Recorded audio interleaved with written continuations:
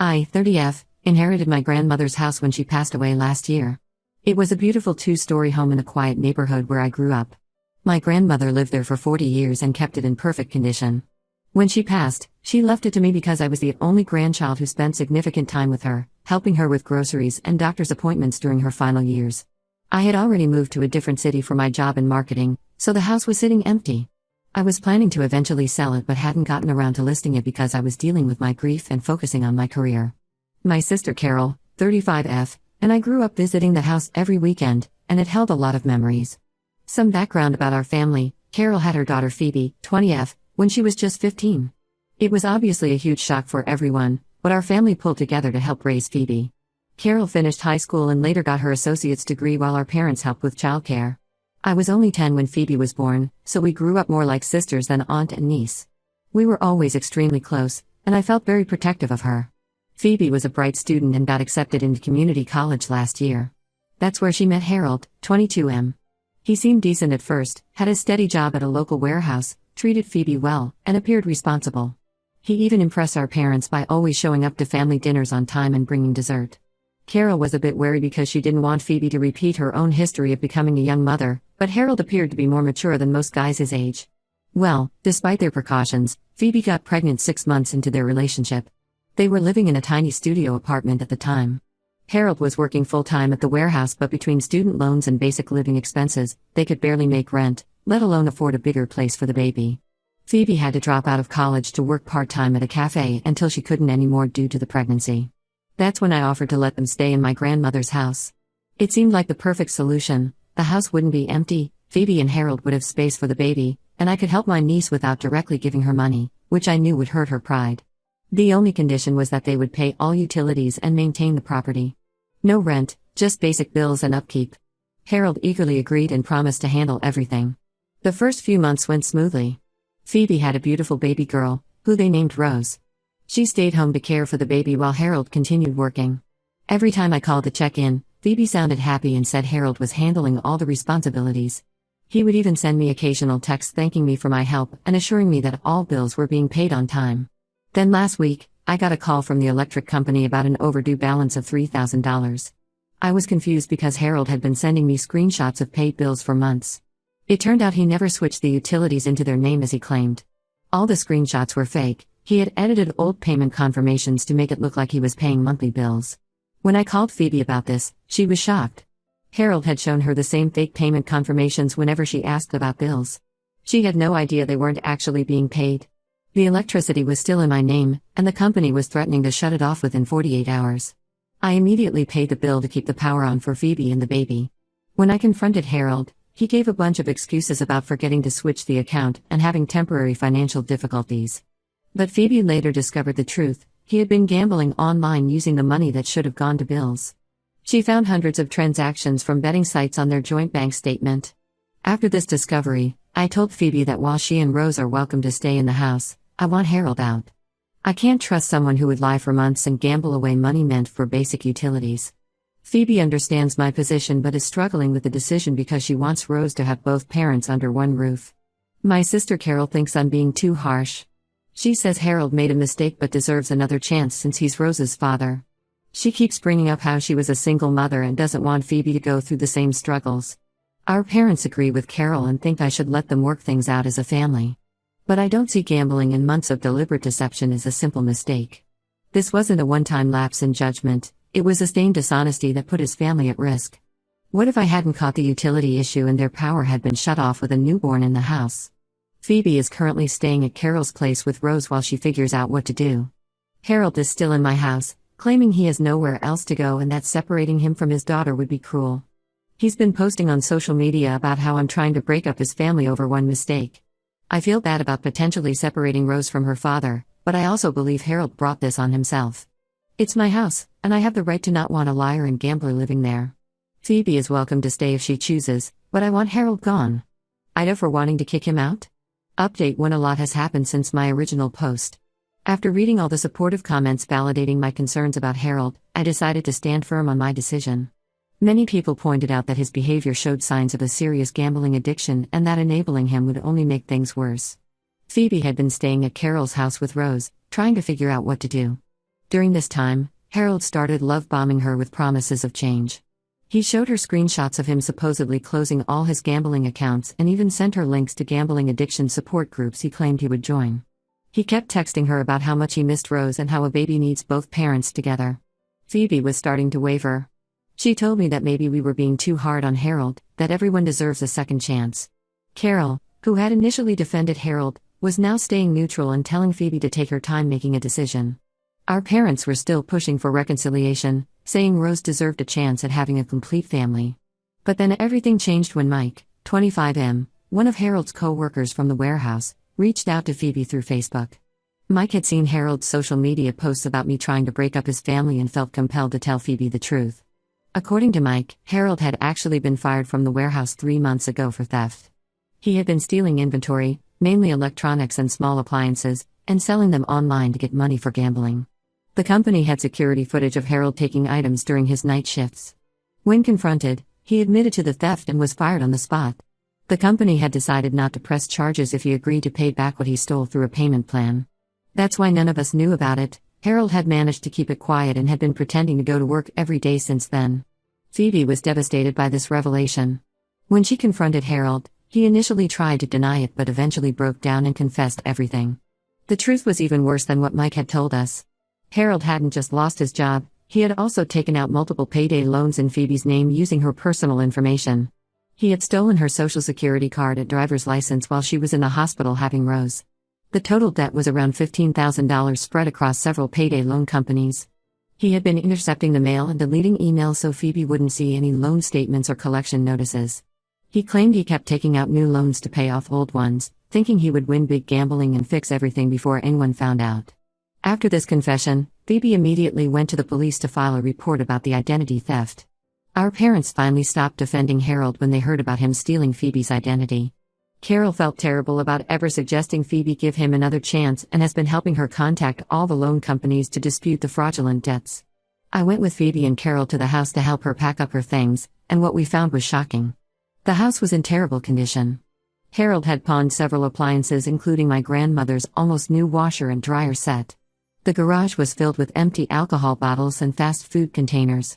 There were cigarette burns all over the carpet even though I had specifically forbidden smoking inside because my grandmother had asthma and I wanted to maintain the smoke-free environment. While cleaning out their bedroom, Phoebe found a shoebox under the bed full of gambling receipts and pawn shop tickets. Despite his claims about closing his online gambling accounts, he had been driving to a casino 40 miles away almost every night. He had even pawned Phoebe's engagement ring, which had been her great-grandmother's, though he had told her it was being cleaned and sized. I immediately called a locksmith to change all the locks. While we were there, Harold showed up drunk in the middle of the day. He started yelling about how we were ruining his life and trying to steal his daughter. When he attempted to grab Rose from Phoebe's arms, Carol called the police. They came and removed him from the property, but not before he punched a hole in the living room wall. Phoebe is now living with Carol permanently and has started the process of getting a restraining order. My lawyer is handling Harold's eviction, even though there was no formal lease, just to ensure everything is done legally. The lawyer also advised Phoebe to get a DNA test for Rose, not because we doubt her paternity, but to have all documentation in order for future custody issues. This has all been incredibly hard on Phoebe, but she's staying strong for Rose. She's already enrolled in a program to get her GED since she had to drop out of college when she got pregnant. Carol and I are helping her build a case for full custody. I wish I had trusted my initial instincts about Harold sooner, but at least we discovered the truth before things got even worse. Now we just have to deal with the aftermath and help Phoebe rebuild her life. Update 2: The situation with Harold has become even more twisted than we initially thought. My lawyer handling Harold's eviction uncovered something really disturbing during the legal process. Apparently, Harold had been methodically trying to establish squatters' rights on my house since they first moved in. The lawyer found half-completed legal documents in Harold's home office that showed he'd been planning this for months. This explained why he never switched the utilities into his name. He was deliberately keeping paper trails showing his connection to the property. He had been getting all sorts of mail delivered there under his name, setting up subscriptions, and even tried registering to vote using that address multiple times. He had a whole folder of proof of residency documents that he'd been collecting. The lawyer said this is actually a common scam. People move into properties with permission, then try to claim they've been living there so long they have rights to the place.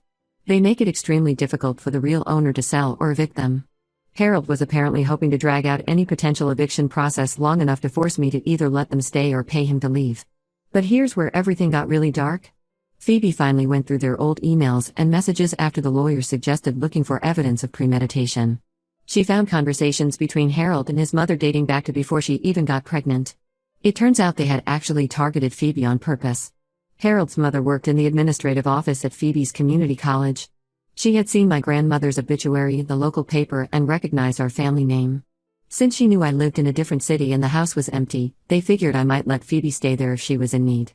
His mother helped Harold enroll in several of the same classes as Phoebe, even though he had no interest in those subjects.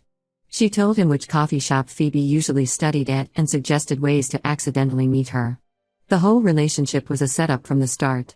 They hadn't planned on Phoebe getting pregnant, but once it happened, they saw it as the perfect way to solidify their plan. Phoebe showed me the messages. There were dozens of conversations between Harold and his mother plotting everything out. They discussed how to make sure Phoebe kept the baby, knowing it would make it harder for me to evict them later.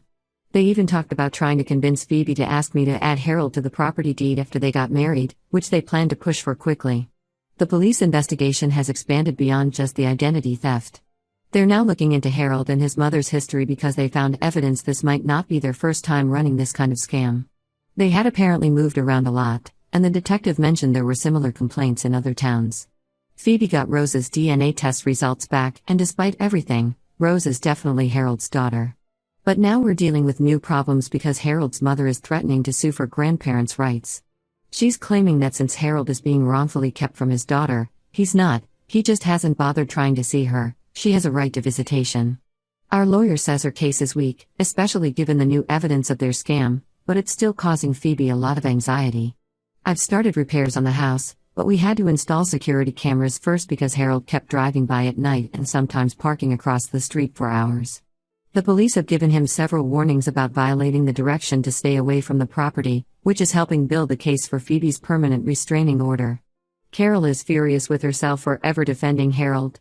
She's been going above and beyond to help Phoebe document everything for the courts. Our parents finally understand the magnitude of what Harold and his mother tried to do and have stopped pushing for any kind of reconciliation. Update 3 today marked the official end of this whole nightmare. The judge sentenced Harold to 4 years in prison for multiple charges.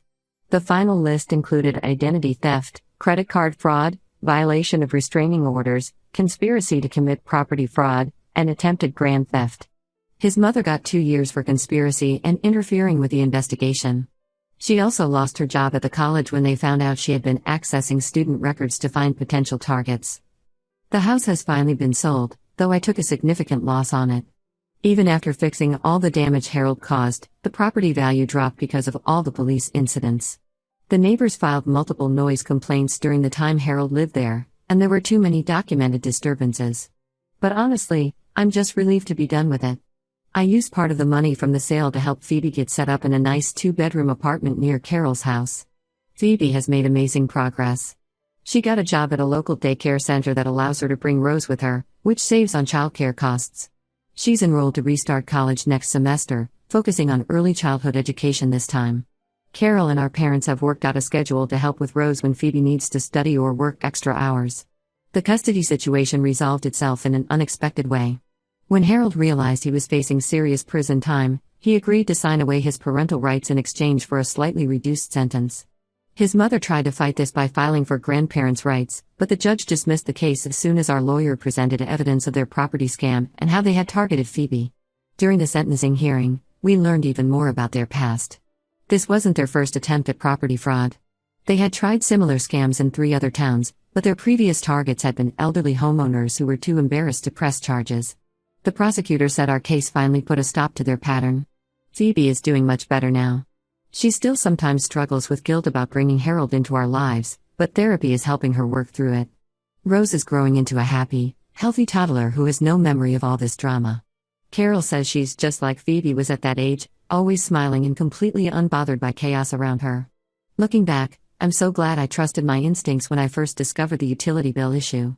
If I hadn't pushed to get Harold out then, they might have succeeded in their scheme.